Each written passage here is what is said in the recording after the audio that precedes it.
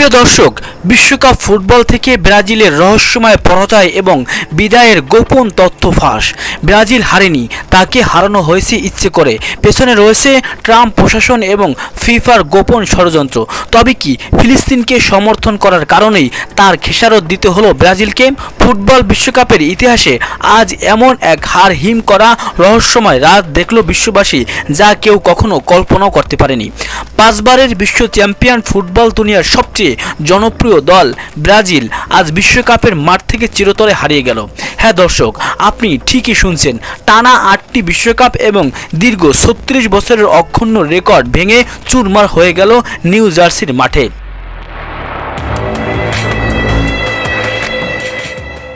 নরওয়ের মতো একটা দলের কাছে ব্রাজিলের এই চরম পরাজয় কি শুধুই মাঠের ব্যর্থতা, নাকি এর পিছনে লুকিয়ে আছে আন্তর্জাতিক রাজনীতির কোনো গভীর এবং অন্ধকার ষড়যন্ত্র? ফুটবল বিশ্লেষকদের একাংশ আজ চিৎকার করে বলছেন, ব্রাজিল হারেনি, ব্রাজিলকে পরিকল্পিতভাবে হারানো হয়েছে। কার আঙুল হেলানো ছিল এই ম্যাচের ভাগ্যের পেছনে? ট্রাম্প প্রশাসন আর ফিফার গোপন আতাত কি সত্যিই আজ মাঠে বাস্তবায়িত হলো, নাকি ফিলিস্তিনকে সমর্থন করার খেসারত দিতে হলো নেইমারদের? বিশ্বজুড়ে কোটি কোটি ভক্তদের মনে একটাই প্রশ্ন, যে নেইমার মাঠে নামার সাথে সাথেই খেলার গতিপথ বদলে যায়, তাকে কেন প্রথম একাদশে রাখা হলো না? কেন তাকে বসিয়ে রাখা হলো সাইড বেঞ্চে? এবং কেন তাকে প্রথমার্ধে নামানো হলো না? মাত্র 20 মিনিট আগে কেন তাকে মাঠে নামতে হলো? দর্শক, আজ ডেইলি বিডি নিউজ 24 এর এই বিশেষ অনুসন্ধানী প্রতিবেদনে আমরা উন্মোচন করব সেই রহস্যের জাল। যদি আপনি একজন সত্যিকারের ফুটবল প্রেমী এবং ব্রাজিলের ভক্ত হয়ে থাকেন, তবে এখনই ভিডিওটিতে একটি লাইক দিয়ে শেষ পর্যন্ত আমাদের সাথেই থাকুন। 5 জুলাই 2026 পুরো ফুটবল বিশ্বের চোখ ছিল নিউ জার্সির স্টেডিয়ামের দিকে। নকআউট পর্বের এই ম্যাচে মাঠে নেমেছিল ব্রাজিল ও নরওয়ে। ম্যাচের শুরু থেকেই রেফারির একের পর এক বিতর্কিত সিদ্ধান্ত ব্রাজিলিয়ান ফুটবলদের মানসিকভাবে বিপর্যস্ত করে তোলে। প্রথমার্ধের 13 মিনিটের ব্রুনো গিমারায়েসের প্ল্যানটি মিসের পর থেকেই যেন ম্যাচের নিয়ন্ত্রণ চলে যায় সম্পূর্ণ অন্য এক অদৃশ্য শক্তির হাতে। ম্যাচের 79 এবং 89 মিনিটে নরওয়ের স্ট্রাইকার আর্লিং হালান্ডারের দুটি গোল যেন ব্রাজিলের কোটি কোটি ভক্তের বুকে তীরের মতো বেঁধেছিল। ম্যাচের শেষ ভাগে যখন মাত্র 20 মিনিট বাকি, তখন মাঠে নামানো হলো ব্রাজিলের প্রাণভোমরা দলের সবচেয়ে বড় তারকা নেইমার জুনিয়রকে। মাঠে নেমেই তিনি প্রমাণ করলেন কেন তিনি অনন্য। অতিরিক্ত সময়ে 99 মিনিটে প্ল্যানটি থেকে দুর্দান্ত এক গোল করে ব্যবধান কমান তিনি, কিন্তু ততক্ষণে অনেক দেরি হয়ে গেছে।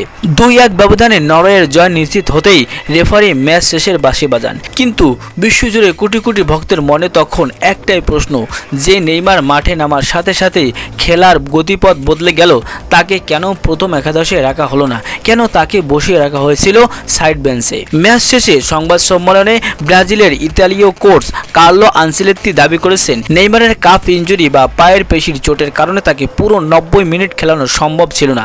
কিন্তু ফুটবল বিশ্লেষকদের দাবি এটি ছিল সম্পূর্ণ সাজানো একটি অজুহাত মাত্র।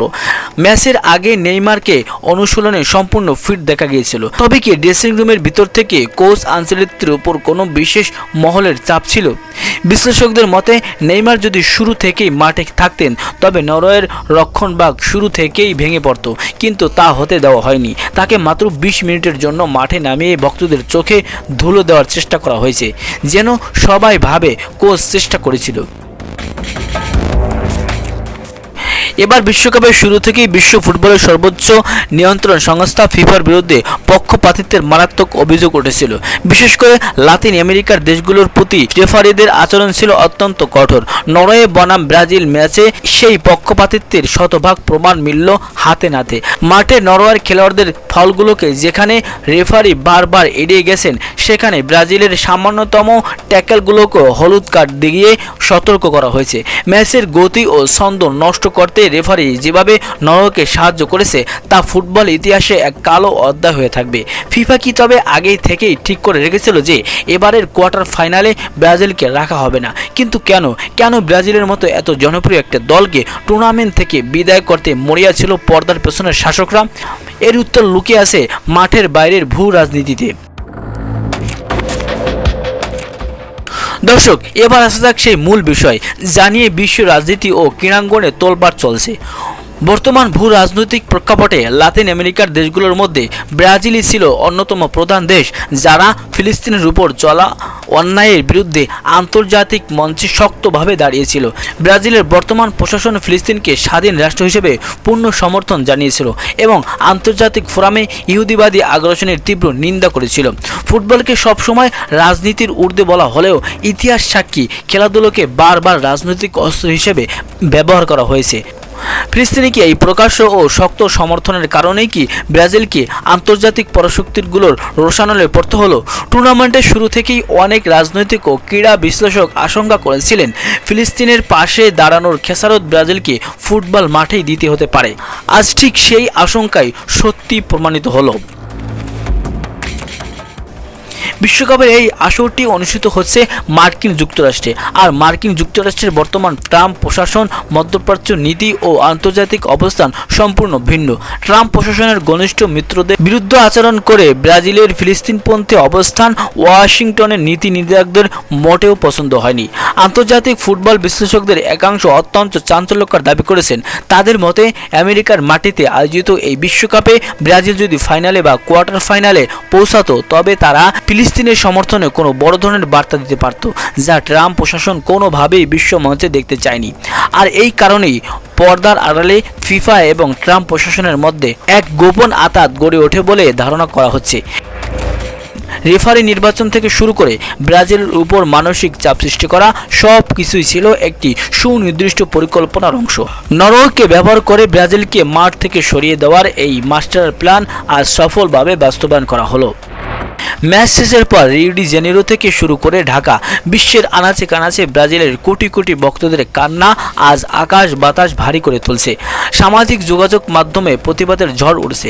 ফুটবল কিংবদন্তিরা রেফারির ভূমিকা এবং ব্রাজিলের ড্রেসিং রুমের সিদ্ধান্ত নিয়ে বিস্ময় প্রকাশ করেছেন। 36 বছরের ধরে যে ব্রাজিল বিশ্বকাপে অন্তত কোয়ার্টার ফাইনাল নিজেদের জায়গা নিশ্চিত করে এসেছে, তাদের এভাবে বিদায় নেওয়াটা ফুটবল প্রেমীরা মেনে নিতে পারছেন না। সামাজিক যোগাযোগ মাধ্যমে লাখ লাখ মানুষ হ্যাশট্যাগ ব্যবহার করে ফিফার এই পক্ষপাতিত্বের বিচার দাবি করছে। দর্শক, ফুটবল শুধু একটা খেলা নয়, এটি কোটি কোটি মানুষের আবেগ। কিন্তু যখন এই আবেগের উপর রাজনীতির কালো ছায়া পড়ে তখন ফুটবল তার সৌন্দর্য হারিয়ে ফেলে।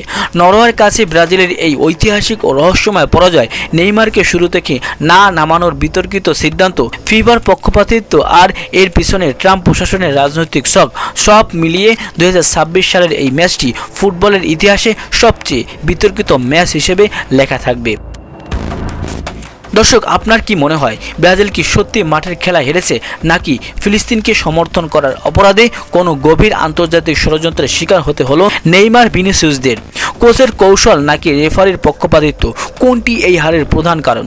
আপনার মূল্যবান মতামত নিচে কমেন্ট বক্সে অবশ্যই লিখে জানান। আজকের এই চাঞ্চল্যকর তথ্যবল ভিডিওটি ভালো লাগলে লাইক দিন এবং আপনার বন্ধুদের সাথে শেয়ার করে সত্যটি সবাইকে জানার সুযোগ করে দিন। দেশ বিদেশের ফুটবলের এমন আরও রোমাঞ্চকর ও ইনসাইড স্টোরি জানতে এখনই আমাদের ডেইলি বিডি নিউজ 24 চ্যানেলটি সাবস্ক্রাইব করে পাশে থাকা বেল বাটনটি অন করে রাখুন।